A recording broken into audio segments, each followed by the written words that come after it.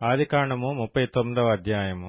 యోసేపును ఐగుప్తునకు తీసుకుని వచ్చినప్పుడు ఫరో యొక్క ఉద్యోగస్తుడును రాజసంరక్షక సేనాధిపతియునైన పొతీఫరను నొక ఐగుప్తీయుడు అక్కడికి అతని తీసుకుని వచ్చిన ఇష్మాయేలీల యొద్ద నతని కొనెను. యెహోవా యోసేపునకు తోడైయుండెను గనుక అతడు వర్ధిల్లుచు తన యజమానుడగు ఆ ఐగుప్తీయుని ఇంట నుండెను. యెహోవా అతనికి తోడైయుండెననియు అతడు చేసినదంతయు అతని చేతిలో యెహోవా సఫలము చేసెననియు అతని యజమానుడు చూచినప్పుడు యోసేపు మీద అతనికి కటాక్షము కలిగెను గనుక అతని యొద్ద పరిచర్య చేయువాడాయెను. మరియు అతడు తన ఇంటి మీద విచారణకర్తగా అతన్ని నియమించి తనకు కలిగినదంతయు అతని చేతికి అప్పగించెను. అతడు తన ఇంటి మీదను తనకు కలిగినదంతటి మీదను అతని విచారణకర్తగా నియమించిన కాలం మొదలుకొని యెహోవా యోసేపు నిమిత్తము ఆ ఐగుప్తీయుని ఇంటిని ఆశీర్వదించెను. యెహోవా ఆశీర్వాదము ఇంటిలోనేమి పొలములోనేమి అతనికి కలిగిన సమస్తము మీదను ఉండెను.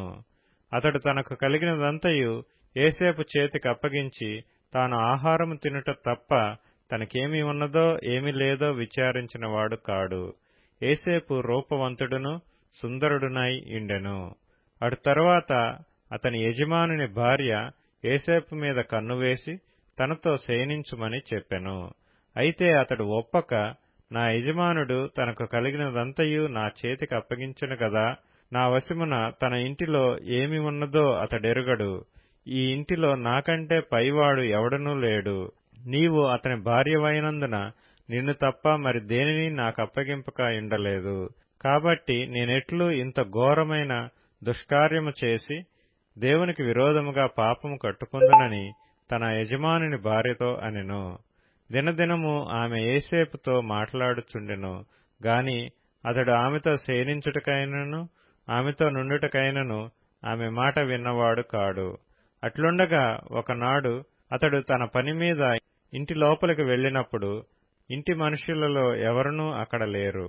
అప్పుడామె అతని వస్త్రము పట్టుకొని తనతో శయనింపుమని చెప్పగా అతడు తన వస్త్రమును ఆమె చేతిలో విడిచిపెట్టి తప్పించుకొని బయటికి పారిపోయెను.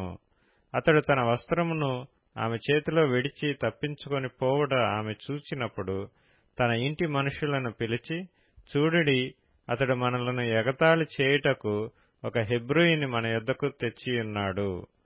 నాతో శయనింపవలనని వీడు నా యొద్దకు రాగా నేను పెద్ద కేక వేసితిని. నేను బిగ్గరగా కేక వేయుట వాడు విని నా దగ్గర తన వస్త్రమును విడిచిపెట్టి తప్పించుకొని బయటికి పారిపోయినని వారితో చెప్పి అతని యజమానుడు ఇంటికి వచ్చు వరకు అతని వస్త్రము తన దగ్గర ఉంచుకొనెను. అప్పుడామె తన భర్తతో ఈ మాటల చొప్పున చెప్పెను, నీవు మన యొద్దకు తెచ్చిన ఆ హెబ్రీ దాసుడు నన్ను ఎగతాళి చేయుటకు నా యొద్దకు వచ్చెను.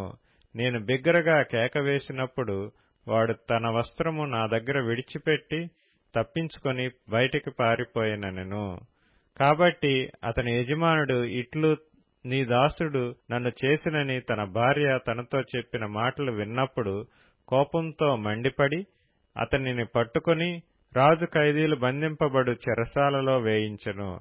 అతడక్కడ చెరసాలలో ఉండెను. అయితే యెహోవా యోసేపునకు తోడైయుండి అతని యందు కనికరపడి అతని మీద ఆ చెరసాల యొక్క అధిపతికి కటాక్షము కలుగునట్లు చేసెను. చెరసాల అధిపతి ఆ చెరసాలలోనున్న ఖైదీలనందరినీ యోసేపు చేతికి అప్పగించెను. వారక్కడ ఏమి చేసిరో అదంతయు అతడే చేయించువాడు.